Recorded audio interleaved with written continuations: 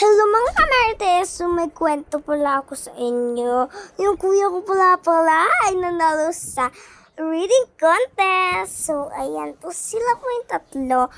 Tapos ayan po, nagkikwento po si kuya. Nilaban po siya sa division. Tapos lahat po ng bata parang marunong din po. Pero si kuya po ang pinakamagaling sa lahat sa kanila po. Kaya po siya ang naging champion sa division. Tapos napakagaling, proud na proud po kami lahat. Ayan po siya, magaling siya magkwento. So ayan, kaya po magaling po siya magkwento kasi pinapractice po ni mama. So ayan ganun. Tapos po, pinatraining po siya ng teacher niya para lalo gumaling. So, yan po siya, Yan po ang picture niya na nanalo. Yan. So, ayan po sila lahat. Ba? Ayan na po, pinapatraining na po siya para sa regional.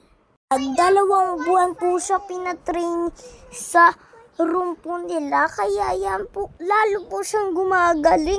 Alam niyo po ba yung pinapatraining niya po, ang teacher niya po, magaling po siya mag-training, kaya ayan, si kuya po, hindi po yan magpapatalo kasi ang pasitawan ay angat sa iba.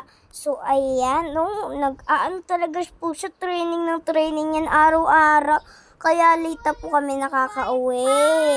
So guys, January at February po siya. So ayan guys, nag-pray na po kami para manalo po siya sa competition. So nandyan po sila sa Cavite. So ayan na po, pinaupo po sila para maayos po yung ang sasalita nila. So yan po si kuya.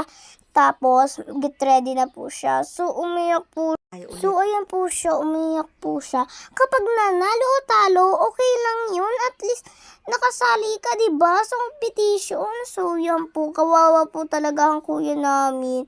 Sabi lang po ni mama, okay lang yan. Huwag ka na iyak. Next time, babawi ka din. Kaya po, babasa lang po siya. So, yan po.